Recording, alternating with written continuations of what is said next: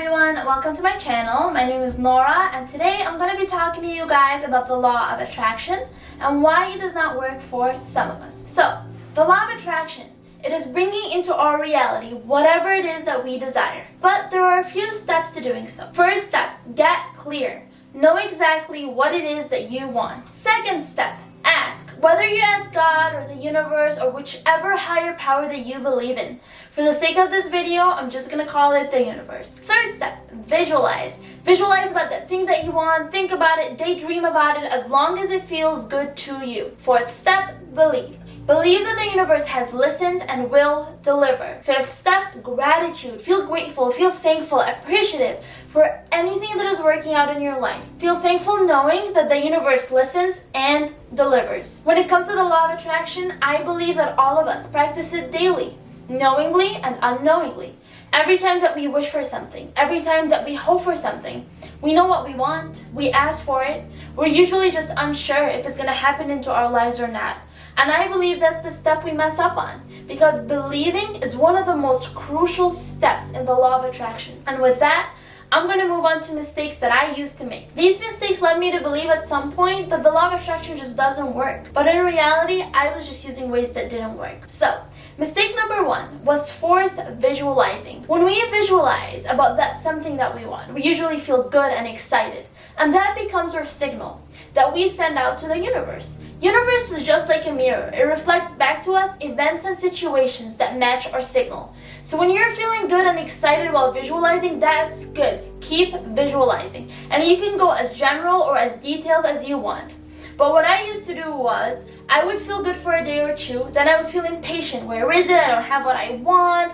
Does this law of attraction even work? And I would lose my belief. And that becomes my signal. And that signal gets sent out to the universe. Universe sends me back events and situations that matches my signal of being impatient, of not having what I want, and not believing that I will get what I want. Our emotional system is our guidance system. How we feel is our sign. If we feel good, that's great. Keep doing what you're doing. If we feel negative, that means stop, redirect, and refocus. Now, what should we do if we no longer feel good while visualizing? We should reboot our emotional system. How do we do so? We can meditate. When we meditate, we are at a place of no thought, which means no emotion and no signal is being sent out. We can just gaze off because, again, no signal. Or we can do something that makes us feel good. Watch a movie that you like, a movie that makes you happy. Play with your pet. Speak to a friend. Point is, do anything that changes your signal to a good feeling signal, because our emotions decide what's going to happen into our lives. So our emotions decide our reality. Now, onto mistake number two. I used to build resistance, which would stop whatever it is that I want from manifesting into my life. So, what is resistance? I first came across the concept of resistance from Abraham Hicks. I'm going to give you guys an example of two forms of resistance. For the first form of resistance, let's say I'm trying to manifest a purse into my life. If I say I want this purse by January 1st, I just set a due date.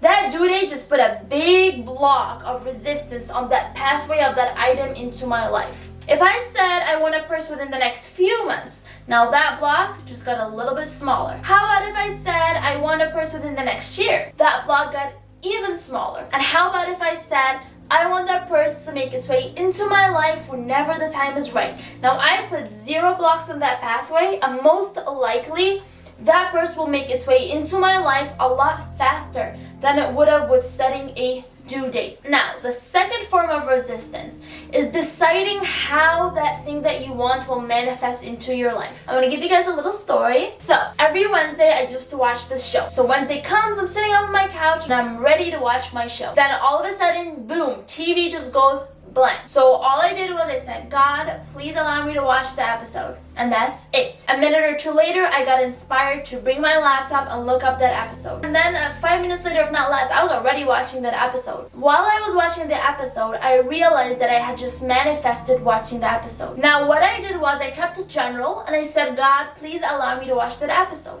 I didn't say how, when, or anything. Now, what I could have done, which would have been the wrong approach in this situation, would have been something like, God, please allow the TV to work so I can watch this episode today. Now, if I had done so, I would have just set a limitation. I would have told God that the only way for me to watch this episode is if the TV works. So if the TV didn't work, that means I wasn't going to watch that episode.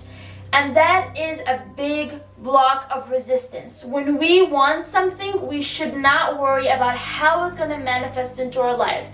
The universe is creative. It delivers to us what we want in the most creative ways. So why try to figure it out? Why just not decide, hey, I want this item, ask for it, and wait for the universe to surprise you with it? Now I'm going to move on to mistake number 3. Watch how you speak to yourself and others about that thing that you want. I'm going to give you guys an example. Let's say I'm on my way to work and I'm late and I have to attend this meeting. It's really important. I'm going to give you guys 2 scenarios. First scenario, I'm driving, I'm talking to my girlfriend, I'm saying, hey, I'm on my way to work and I hope the roads aren't blocked, I hope there's no traffic, and I hope I don't miss the meeting. And then the second scenario would be something like, hey, I'm on my way to work, I hope the roads stay clear, and I hope I make it to the meeting on time. If you notice, there's a difference between both scenarios.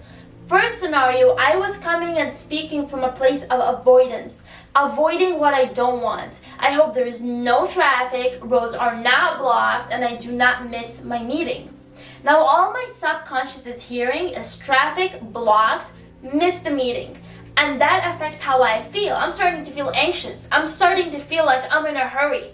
And that becomes the signal that I'm sending out to the universe. So the universe sends me back another signal and events and situations that keep me feeling anxious and keep me feeling in a hurry. When we look at situation number 2, I'm speaking from a place of allowing what I want. I want the roads to stay clear and I want to get to work on time. So now I'm feeling hopeful. I'm feeling good.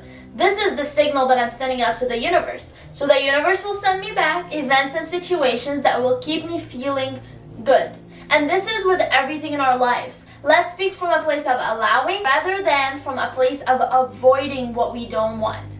And with that, I'm gonna go ahead and wrap up today's video. I hope it was helpful, and I'll see you guys in my next video.